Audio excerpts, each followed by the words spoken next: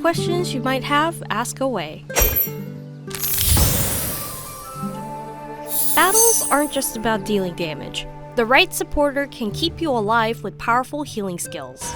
With Sun Yuna joining the roster, your options for supporters just got a lot wider. And to help you make the right choice, we brought you all the key info you need. All 4 supporters can heal, but each one brings their own unique strengths to the battlefield. Borin has a unique advantage. She can cleanse and remove all debuffs. In tactical battles, your allies often end up stacked with elemental effects. But with her Hymn of Grace skill, Borin can remove up to 3 elemental effects, keeping your team safe and giving you a huge advantage. And that's not all. If an ally's HP drops below half during battle, she automatically grants a protective shield, making her indispensable. Most supporters can only heal on their turn, but not Bakaha. With her totem summoning technique, she can summon a healing totem that restores allies' HP every single turn. That makes it so much easier to handle battles where the enemy gets more turns. And she's not just about healing. Her Ethereal Soul skill boosts attack power and restores the joint attack gauge for a whole row of allies, making her a powerhouse in offense too. Here's a pro tip. Bring Bakaha into your team for the Ironheart Jiangshi and Solo Boss trials, and he will be able to summon extra Jiangshi, making him much easier to take down. Uon can boost the attack power of specific allies, but his signature skill truly shines. He can heal the HP of your entire team. Finally, the newly released Sun Yuna. She's a game changer in party content, attacking enemies while reducing the cooldown of your allies' sacred skills, all while healing their HP and truly shining as a supporter. Healing is just the beginning. Each supporter has their own unique strengths, so choose the one that best fit your strategy and situation. Here's a tip. If you want to go all in on offense during battle, give this strategy a try. Skip the supporters and bring in tacticians like Doyul, Yuma Fei, or Fluffy instead. They may not focus on healing like the supporters, but you can keep your team safe while running a much more aggressive setup.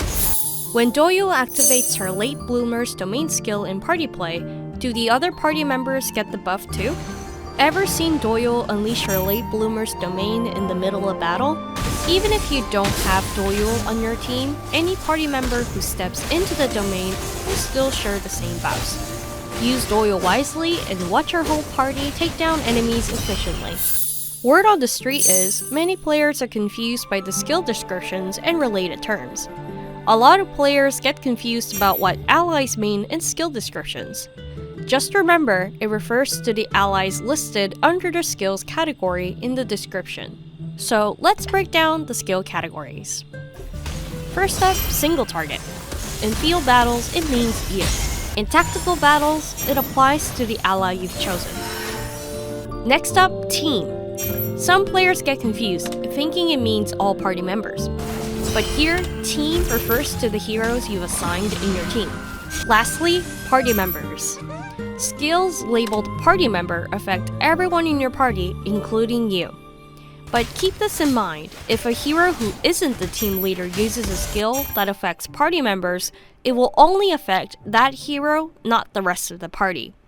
So to have a skill impact your entire party, make sure the skill holder is set as your team leader. Ever wondered how the standby feature works in tactical battles? It looks like many players don't use it much, so I put together a quick guide just for you. The standby feature lets you end your hero's turn instantly and pass it to the ally group with the fastest action order.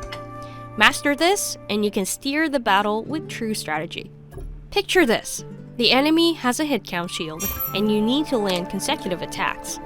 But your multi-hit skill is still on cooldown. Looks like your skill will be ready next turn. And this is the perfect moment to use the standby feature. Use standby to end and move your turn to the fastest ally group. With the standby feature, your turn comes back faster, and your multi-hit skill is ready to strike. Of course, you can just use a different skill to end your turn and wait for the next one to come around. However, this will push your hero's turn to the end. increasing the risk of your heroes being defeated or failing a mind training challenge due to the turn limit. And using the same principle, you can strategically tackle debuffs too. For instance, if you're unable to use a healing skill because a corrupt effect is still active for a turn, use standby to skip your turn, letting the corrupt effect wear off just in time for your supporter to act. Then, heal your team and get everyone back in the fight.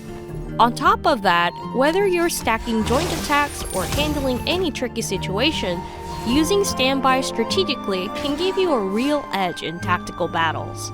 Remember, you can only use standby once per ally group and not back to back, so use it wisely.